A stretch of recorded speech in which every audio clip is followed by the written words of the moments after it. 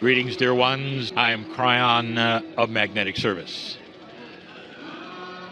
Dear ones, what you hear behind me is the activity in Varanasi at the Ganges steps. This is indeed one of the most holy places you could be in this land of joy. And what you hear behind me as those celebrate and bathe is joy. Let there be no mistake that this is a joyful place filled with celebration, that they could be here at all. It's in contrast to so many systems which also have steps to climb and water to wash in. This one is different. Even before I tell you more about the land of 100,000 temples, I want to review something with you that we have not spoken of before for a long time. This is the Ganges. And this is something that perhaps you have heard about all your lives. You've also perhaps heard of what else might be here. I would like to remind you of something that we have taught for now 28 years. Consciousness changes physics. We have given you scientific proof. We have given you that which is validation over and over, and the teaching we have said that when you become one with your own cells, you can change the literal physics not only inside you but around you. This is the premise of the Kryon work, which is also the key of the teaching of the Hindu. We have been teaching for so long some of the premises to the West that the group here in the millions understand intuitively and have been taught from birth. If you stopped one of these and spoke of past lives, they would know exactly what you're speaking of. If you talked about ascension and God inside, they would all know what you're speaking of. But let me tell you something else that they may not be aware of, not at a personal level. There was a scientist, a Japanese man named Masaru Emoto, and he proved conclusively as a crystallographer that water could be changed with consciousness. The idea that consciousness itself has an energy and a power that can change the physics of molecular structure was proven by Emoto. And here we are at perhaps the center of one of the most polluted places by perception of the planet. And yet they swim in it and they wash in it and they drink it. I am telling you right now that in the area you're very, very close to and sitting in right now, there are millions collectively who have a consciousness to clean this water. And it works. Not only that, the unspoken is the joy and the miracles and the mysticism that happens where you sit. And there will be story after story after story of what happens here, some of which is never made public because of the consciousness of belief and the celebration of the oneness and the release that is here. Dear ones, physics is different in this area. And this has been proven over and over. The land is known as the land with 100,000 temples. So I want to do something briefly with you. It's something we did not too long ago in the land called Egypt. I want you to think about building your own temple. Inside the oneness temple, it will be yours, and the temple is in honor of the higher self or God inside. This is what has been taught for 28 years by Kryon. In every single human being, there is God. There is no accident that you exist. You are here for a reason. And you are all identical, all humans made and created equal with the God inside. So let's build a temple to the God inside right now. And if you did such a thing in this place, this amazing place, how would you start? What would the foundation be for your temple? The temple to the higher self of oneness within you. What energy? How would you categorize the foundation? So I'm going to give you the answer. I want the foundation to be truth. The foundation has to be unshakable. It has to survive earthquakes and floods and trauma in your life. And the only thing that could survive this would be basic truth of God. And the truth we speak of is what is celebrated right now. One God, inside each, seen by all, greeted by the Namaste. This is the one truth, and it is planetary. It belongs to all. Not necessarily believed by all, but it is there. This is the basic truth of the land. This is the gold we spoke of. And this is the foundation of your temple. Next, add the walls, the pillars that are going to support the top of the building and the roof. And what would those be?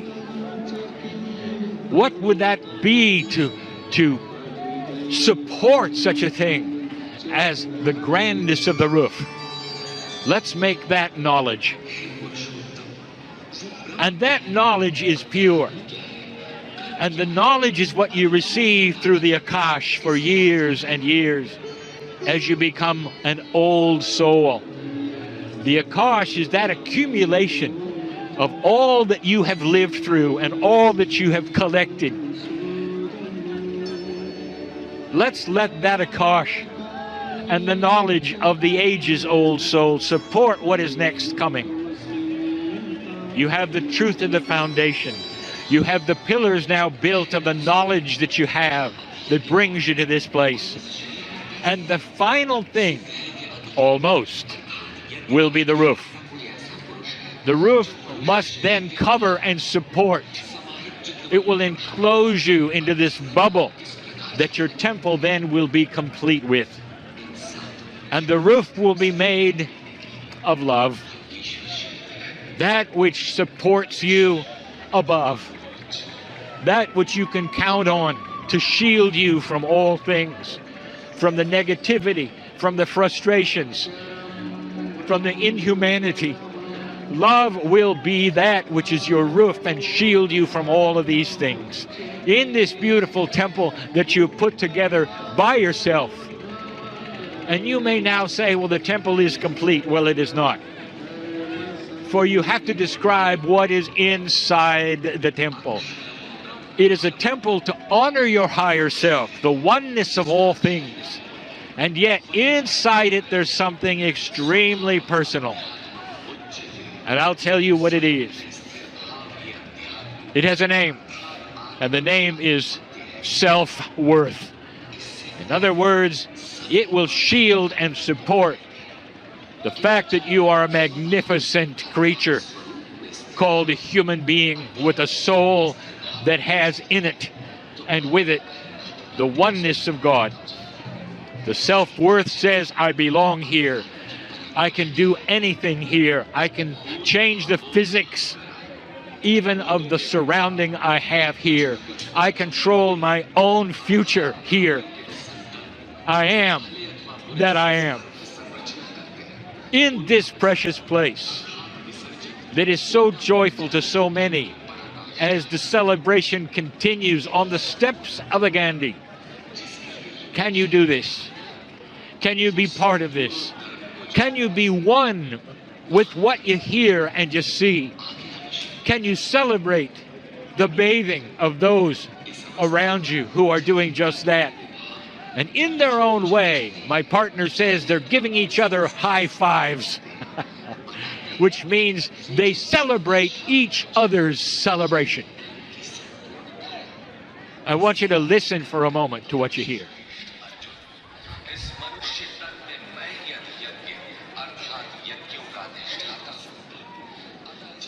Dear ones, this is the oneness with humanity, with the elements, even with the river. Don't forget this moment.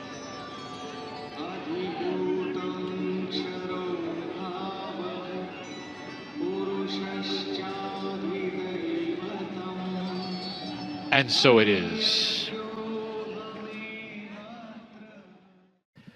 Greetings, dear ones. I'm Kryon of Magnetic Service. We've told you that almost everything that you hear, that is channeled, that is written, that is even scriptural, often contains with it other information. Sometimes it's metaphoric. Sometimes it's energetic, given in that which we call the third language. So you will feel things that are beyond that which is spoken. This, as my partner has reported many times, there starts to be inquiries in science about what I'm going to tell you next. There starts to be those who would simulate about that which has been given to you as firm knowledge of your evolution. And it wasn't anything like what you're taught. The word has been given, even in the teaching today, called intervention. Dear Kryon, dear Spirit, is it true or not true that there was intervention on this planet to give the human beings what they needed to have? And the answer is yes, yes, and yes. Well, dear Kryon, that doesn't make sense because you said we've had free choice. Dear ones, you do have free choice. But apart from the choices that you have, almost everything else was planned. You're told that in all of those years, the single cells became multiple cells, became more and more. You had the beginning of all of those phylums that you find and look at. In all of the history of the life on the planet, it grows and it becomes something else and changes. Sometimes it's wiped out and starts again, but it continues and continues and continues. And then there's the human. And you're told about the many kinds of humans. There are more kinds of humans, by the way, than you know. Over 26 kinds of humans developed altogether. By the way, just like all the other animals. Variety. You are no different. The human being was no different. Nature works as nature works, except in one way and one kind of human. The kind that you see in front of you now is the only kind. Does that make sense to any of you? Does it appear that intervention might have occurred when all of the other animals have multiple varieties, whether it is the mammals, it is the ones below them, whether it's the birds, whether it's even the plants? Life creates variety, but there's only one kind of human. That all changed about 100,000 years ago, and there's evidence of it. Why would that be, do you think? There was intervention. The main intervention I want to talk about to you right now is what my partner teaches it. He'll teach it tomorrow. If you've only then tuned into this message, this will be something you haven't heard before. Fact, it is impossible for the human being to have developed in the small amount of time you had in the evolution scale of Earth. Impossible. The mathematicians are looking at this now. The scientists are looking at it because you have the computers to simulate what it would take, how long it would take. And they are finding something that you may not have heard before, and it's not in your textbooks, not yet. Impossible. There was accelerated evolution for the human being. Greatly, grandly accelerated. So that you could awaken at the right time and have the next step happen at the right time and be ready for the seeding that comes. And I'll get there. So that's the first thing I want to tell you, that this machine accelerated you way beyond that which you consider natural selection or randomness of mutation, which is how almost all of the others occurred, but not the human. You will see, not too long from now, others start to report this. Impossible, they will say. And they're right. There had to be something else going on. Intervention. Where does the intervention come from? It's the love machine. The creator of all things, including all the physics and the chemistry that exists in the universe, created you. You don't have a soul yet in this scenario, but you will. It's coming. So let's back up a moment. While this is all going on, what is happening in the rest of the galaxy? And the answer is this: life. Life like yours. Life that was destined to have souls like yours. The souls come from the same place yours does, from the Creator. The grand love that has gone into that love machine that creates humanity went into theirs as well. This galaxy teems with life, and much of it is far, far older than yours because of the delay of life on this planet. Therefore, you are the new kids on the block, if you want to say that. Therefore, you are the newest kind of life, which has the soul elements of a human being. Those soul elements of a human being are the same elements of so much of life on other planets. So I want you to use that which is your logic for a moment. If indeed this is so, that means that other planets had free choice. And some of them make the same choice you just did when you passed the marker of 2012. How long ago was that? Hundreds of thousands, years, perhaps even up to 1 million or more. They made those choices, and their development went and went, and they had a higher consciousness, and it raised and raised. And what do I tell you about high consciousness? I tell you that a developing consciousness is when you start to then use the full capacity of that soul reflected in the DNA, the chemistry of your body. You start to live longer, think differently, and pretty soon with the inventions you have, consciousness is start to be allied with physics. And this is also one of the studies on your planet right this minute. Can consciousness be measured? Yes. If it can be measured, what is it measured as? It's measured as energy. And what is energy? It's part of the system of physics on the planet. Therefore, consciousness and physics are allied. And they are. You are just barely at the point of discovery of this. What about a society that has a graduation and ascension, that knows it? What about a society that allies so much with the physics of that which is your galaxy, with the universe, that they don't need any of that which you think you need to travel in that which you call space?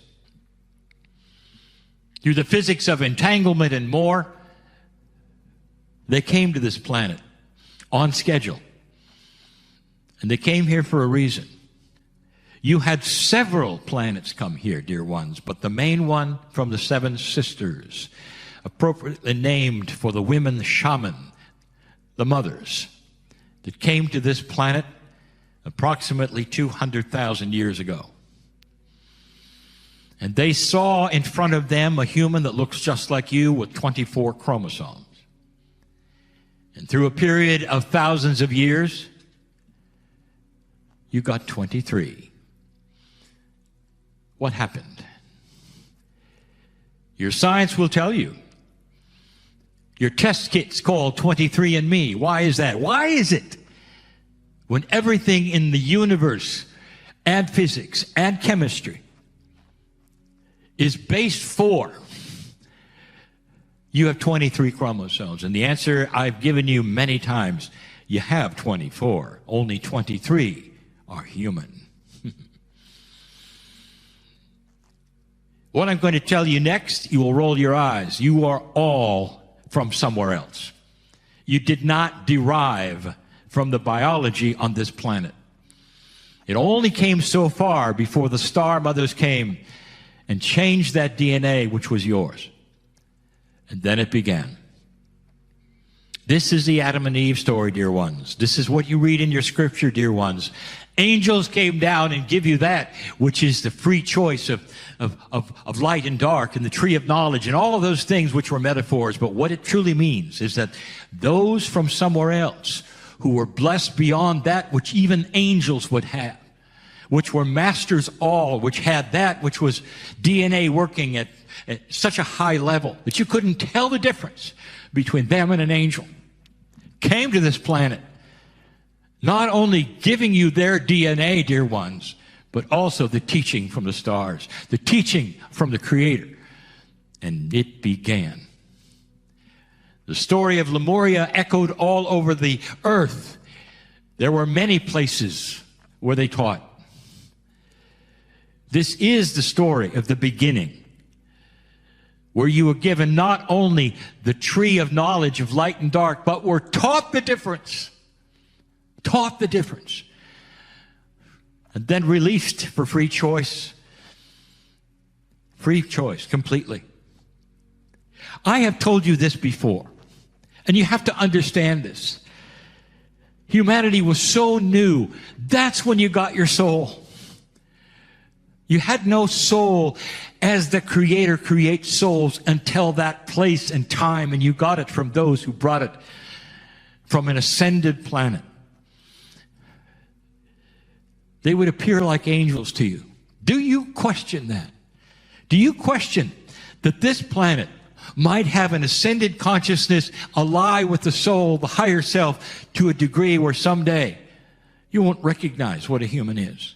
That is the potential, and was for their planet as well, but they had a big head start on you. They came and changed your DNA. Ask science, what happened? How'd you go from 24 to 23? What's below you that has 23? Nothing. Oh, there's so much more to this story. So much more. You were taught, the few of you, and the main thing you were taught is that which differentiates the sacredness from the non-sacred. Free choice was given you totally to make the decision, even after you were taught. Let me ask you this. When you teach your children the truth, do they do it? Or do they experiment a little? When you teach your children what works and what does not work, why then would they go and do what doesn't work? And the answer is they're not mature. And neither was humanity. There is always a time in the development of humanism or any of the other planets where they get souls and they make mistakes. After Lemuria sunk and was done, and the dispersion began of civilization, the real work began about 15,000 years ago. Dear ones, that is a drop in the bucket. You are so new. And like children, making all the mistakes, going for low consciousness decisions, doing it over and over, no maturity. And in that scenario, there was a time set. Many places where you could have made the decisions, and many civilizations, or you get to a place until finally there is a marker. If you don't make it by then, you probably won't. And you might say, well, where did that come from? That came from civilization after civilization on other planets. How long does it take? And this, dear ones, is where there was no acceleration. This is you. This is humanity with free choice deciding, are you going to make it or not? Are you going to go to low consciousness, or is there going to be hope that you will develop into something better or new? I'm going to give you some information. You're not going to understand it. You passed 2012 and everything changed. That was the marker. And they sang about it.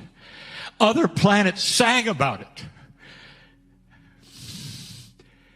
You're on your way and you don't even know it. You're in the middle of something called COVID. I'll tell you, that's on purpose.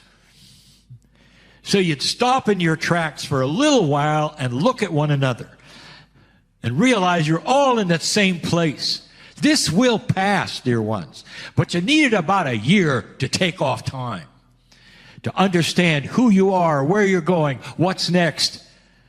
And in that process, the consciousness starts to change what you want. You start talking to each other in ways you never did before. You're on your way. This has happened before on other planets. When those from the stars got there, they also did many other things. Dear ones, they are in charge of the physics in your planet. You might say, well, why is that? Because they know how. Because they have an allowance to do so, and the grids changed. And the nodes and the nulls were implanted so that in case you made it, they would start releasing. And that's intervention. You are going to have things pushed at you in order for you to change. And one of them was called COVID. That's where you are today. Don't you think it's interesting? You live all your lives, and you never had anything like this, did you? Not really. This is not the plague, dear ones. It's not even close. This is something else.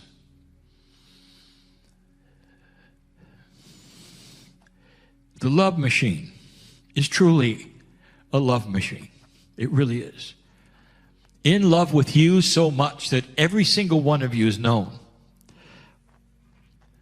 Many of the seniors are leaving this planet, and you'll say, well, where's the fairness in that? You may not see it as fair, dear ones. I'll tell you it's the machine. Because they're coming right back as old souls. Did you think about that? You need their wisdom, and you need it as part of young people. Have you ever thought about that? It's a bigger picture perhaps you don't want to think about. You're involved in that. All of you. Because this planet is headed somewhere with free choice. As fast as you allow it to go, with free choice. But it's changing, as we said it would. I arrived in 1989, 31 years ago, and my first message is get ready for change. Because here it comes. Now you sit within it, and my work starts to change. And here comes that energy that you've always expected from Kryon. Something different is going to happen. I intend to create the temple for you to walk into on a regular basis and be peaceful and heal if you wish to feel it or not as you wish to. All part of that which is occurring next. How many civilizations do you think have been on this planet? You're told one, yours. Stay tuned. This is the information I give you today. This is the information which is part of the love machine.